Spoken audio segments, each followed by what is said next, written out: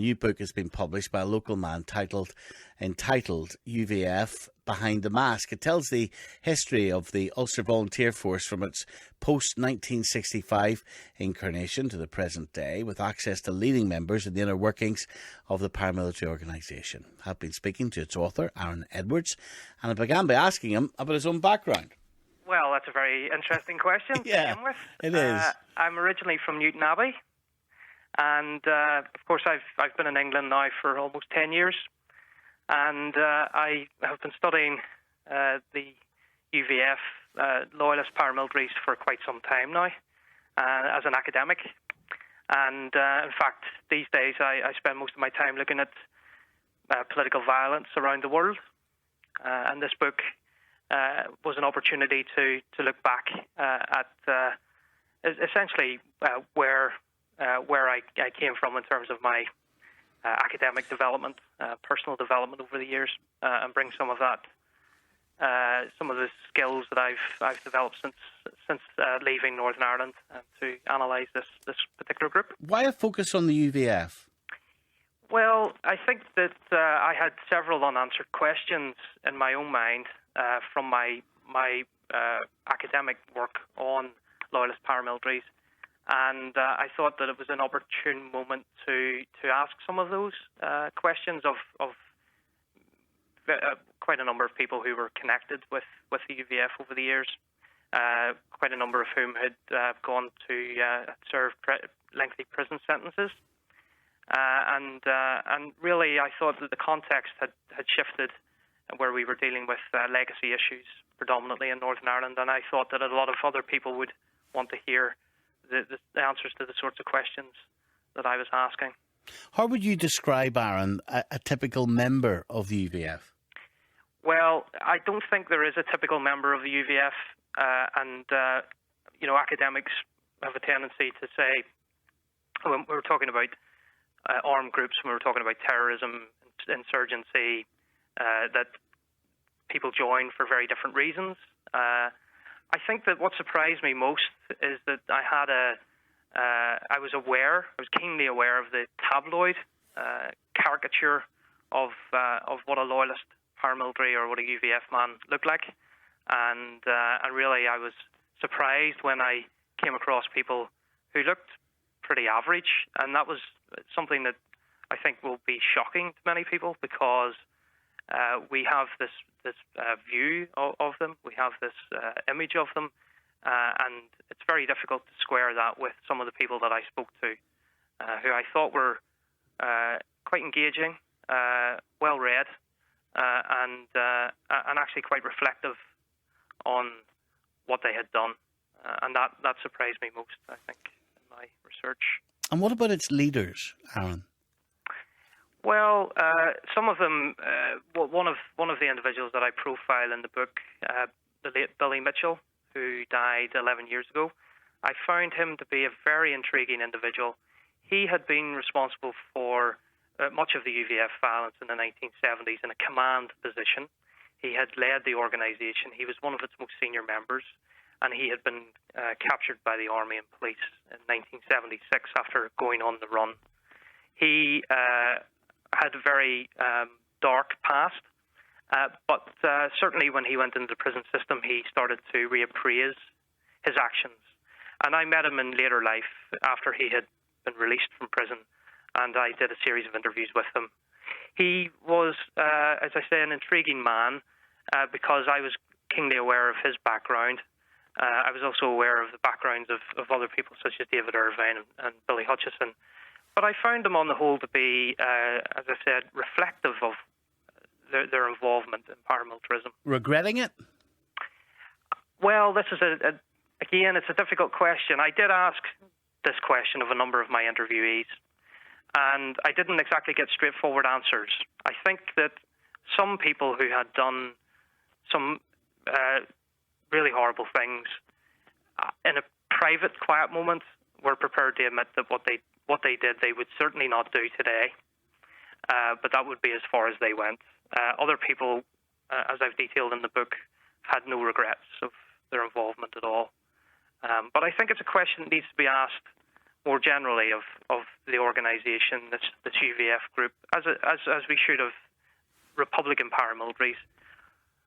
Not everyone joined at the same time, so they experienced things in a very different way. Some became involved in violence, some were responsible for bombings and shootings, others were not. And that meant it was a very complicated story that I needed to tell.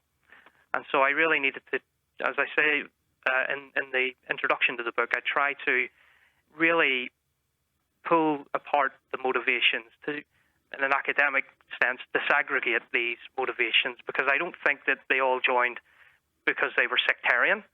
I don't believe that they all joined because they wanted to kill people. But let's face the reality here. This is a paramilitary organisation. What they do is kill people. And so, they would express the view to me when I would say to them, well, you were involved in violence, you were involved in atrocities and so on and so forth, and they would say, well, this was not the BB. It's a very, I suppose, flippant way of putting it, but they knew what they were involved in, and it's a question that I think may go unanswered as we move forward in the legacy process about what this group thinks collectively, because they have set out on a number of occasions their views, which are a collective view, that what they did was the right thing to do. And I couldn't change the mindsets when I was interviewing people. Let's talk about now, because obviously people can read a lot more about many of the questions I'm not asking. They can read a lot more about this in the book. Let's fast forward to present day. How do members of the UVF, Aaron, justify their continued existence? Given the Good Friday Agreement, the ceasefire, how are they justifying it in their own head? I have asked that question, Stephen, and the answer that I get, personally don't find it satisfactory, and I must emphasise that, because you will find in my book that I take a very different view of this group and their activities over the years that people might expect an academic from that background, from Newton Abbey, which is predominantly unionist, loyalist, to take. Their view is that young people are very angry today, and that they must channel that anger in a way that keeps this from boiling over. As I've said, I'm not satisfied with that. I think that the UVF called a halt to its armed campaign 10 years ago and then decommissioned in 2009 because it felt that the union was safe, and that was the reason why they had come about. Certainly in the 1970s, guys, they saw themselves as protecting their community, defending their community. But as we know today, circumstances have radically changed. They believed that a threat was there from Republican paramilitaries. I just can't see that at the moment, and I know an awful lot of people will agree with that. I think some people will disagree, but the reality is that that's the rationale that they give, and I think you'd have to ask that question of people who speak in their behalf, which I most certainly do not. Are they active at the moment? Well, there was an assessment done by the Police Service in Northern Ireland in 2015 that pointed to two things. It said that the leadership of the UVF was committed to the peace process, that it's essentially a peace leadership, and that it's superintending the process towards an eventual civilianization of the group, which is quite a common phenomenon around the world, that these groups, once they finish their campaigns, then they go off and do something else. Here's what I really want to ask. Are they anything more than a criminal gang? Drug dealing and racketeering? Well, the Police Service of Northern Ireland report suggested that individual members were still involved in those nefarious actions. And here's the thing, individual members have always been involved in racketeering, and they did it during the conflict. They would say, when I asked this question, they would tell me that they did that in order to raise funds to fund their campaign. But given that their armed campaign is finished, I think that's a question that does need to be asked of them today. And it's certainly how I finished my book. I finished the book with a number of other questions that need to be taken up by someone else.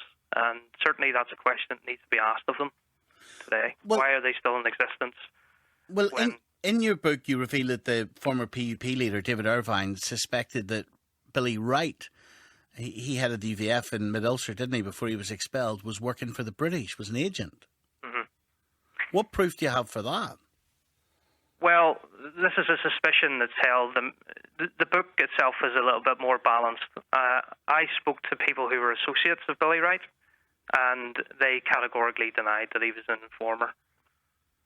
So you've got what we have here is me interviewing people and them telling me this, and I do have my doubts. Certainly in the 1990s, if you look at that particular chapter, you will see that Billy Wright was working against the peace process, even though he embraced it to begin with. And I would suggest that perhaps he was. I asked that question of the UVF leadership. They issued a statement to me, and they said that he'd come under the spell of certain politicians. Now I don't know what they mean by that, but I'm guessing that it's local politicians. So it really is a puzzle. I don't believe that it's as cut and dry as what we're talking about as informers. What I can tell you that there are certainly cases where the UVF claim to have gone to seek out for assassination senior Republican figures, and they were prevented from doing that. So that's another unanswered question. All I can do is simply look at the evidence that's presented and infer as much as I can about where I think the truth lies. But in all of this, I don't see there being an overarching truth. That came quite clear when I interviewed people. It's almost, if I can describe it as a car accident that people witness, if 5 people witness it, 5 people will come away and tell a different story. So in that respect, it was very difficult to unpack that, to get it actually if that was the truth or not. So I think people will have to make up their own minds when they read the book. Well, and I hope they do so. Listen, well, that's just a snapshot. Obviously, there's a lot more detail in the book, and we appreciate your time today. Thank you very much. Thanks very much, Stephen. Thank you.